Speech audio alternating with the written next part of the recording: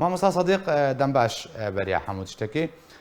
ئەڤ پرۆژە ئەمریکیە وەکە دکتۆر مەحموود بژێ هاتیە ڕاوەستاندن نەبیەک جاری هاتیە ڕەشکردن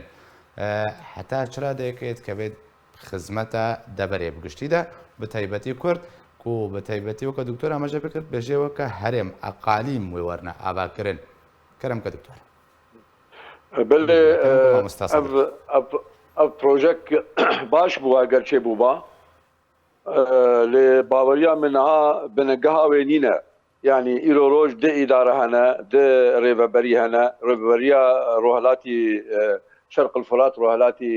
فراتێ ڕێڤەبەریە شەمالێ حەلەبێ و ئیدلبێ وانە ئەڤ هەردوو ژی گەلێکی هەمبەری هەبن دژی هەڤدوونە و وانا خواست بە هەردوو ڕێڤەبەریە طبعا وەفدێ هاتە قامشلۆیە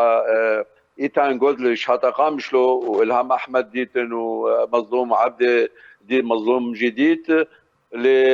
وانا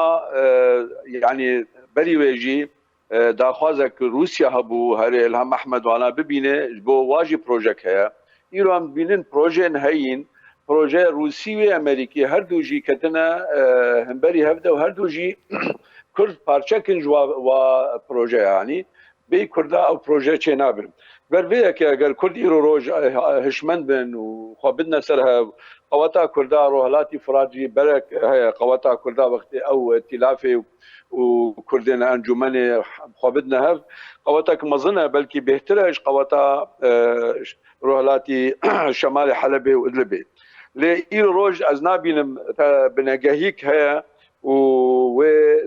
مسئله دوی سرکفتی ببی یعنی لی وکا گوتی اشکره کر آرمانجا امریکا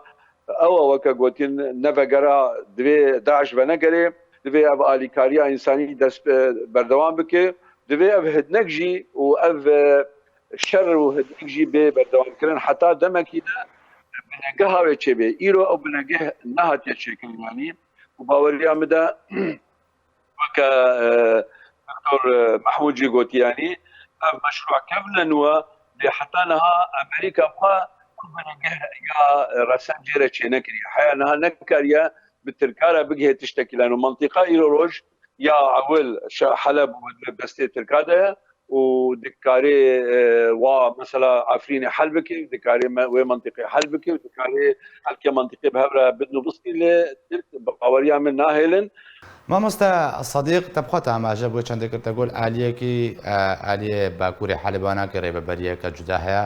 لە ئالیە ڕۆژهەڵاتی چمەفەرەتێ ڕێبەبەریەکە جودا هەیە دووەردە پێویستە چوەرێکردن ئەمریکا بنریناتە لەگۆری پرۆژە خۆی بە چرەنگی تەعاملیان بۆ تەسەڕوف بکەیت گەر هەردووکیان ئەگەر هەیەک و دیالۆگێکی ناوبەراواندا دروست بکەیان گۆ ڕێبەبەریەکە هەڤبەشش هەمووان دروست بکەش دێرکێ حتا دەریایە سپی ئەبیەک و کورد پێویستە چ بکێ حتاکو بکار بێ ببێ خۆدان ڕۆل دەوێ پرۆژێدا گەلک مهمە پرساها باوەریامەدا نا ئیرۆ تێ چیک نینن چێ بنەگەه نینن ئیرۆ ئەمریکا دوێ پرۆژێدا هەرێ سەری ئەم پرۆژا گۆ بکار بێ ji ڕۆهەلاتی فراتێ ji دێرکێ ji dêrikê beravê heta derya spî bigîne hev îro roj ev binegeha hêj tinîne nikarê bikê lê dimnê projek nava projek mezintir de ew projeha eger parçekirina Sûrî de bê eger dîtinek Sûriyek dî pêşerojê de Sûriyek dî bê avakirin yanî dimnê wê de belkî bibêrê ev jî nenihaya يعني نها اتفاقات الامريكي والروسي ابي بحددين كسوري بارشا بتقسيم سوري من بريار هاتي ستاندر وسوري بارشا ببي ليه يرو تقول بدي دعوها هاتنا يعني امريكا كانت مشكله كي نقبينا قانع كرنا تركي ده ونقبينا قانع كرنا روسيا علي كده ونقبينا وكا قوتي باورياوي انه ما كردستانك او بارشاكش كردستان بيت شكرن نافا هرست تشتادا تبنى جه ايرونينا روسيا بكار بي بحققين بيك بينه جبرجو تاني نها هاتيا ها هاتيا تهديه يمكن لانه ايه برينها خراكن ترامب يجو ايتان جولفش بارتيا ويبو وبرينها خرابونا كرب يعني سر عرضه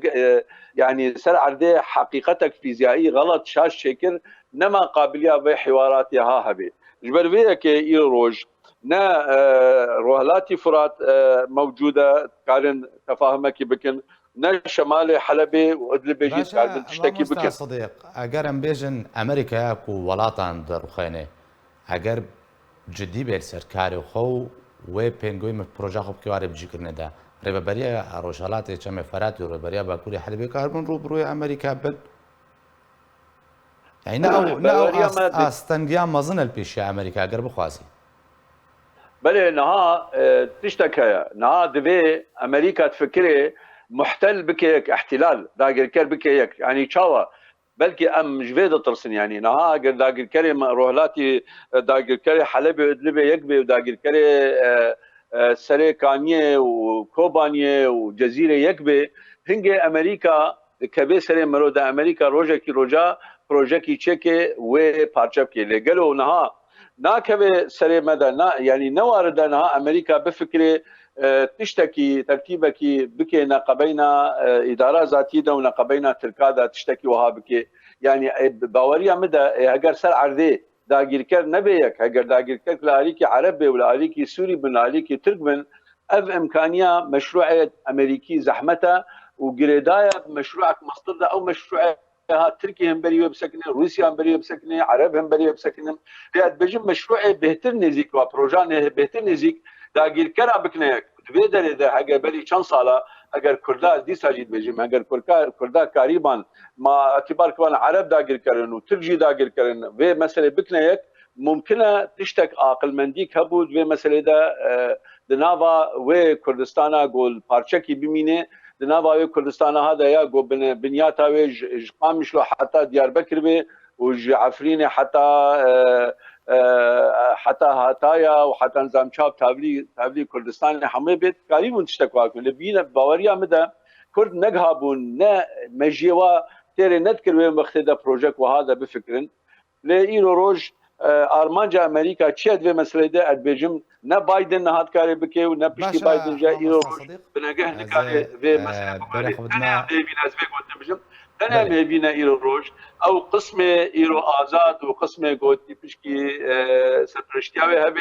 او ها بكاربن بيشمركا قبول بكنت ده بكاربن قوتك شكل لانه نها اداره تسليمي كردها كرن تسليمي خلق ما مجلس يجي اللي قوتك جماعه في كاو قوتا ما كاو بيشمركي او جي وقتك جرد في نافا با بروجيكو ام هيفينا ببي يعني وقالك سباس بو سياسه مدار صديق الشارناخي جي ولات المانيا كم رابون قالك سباس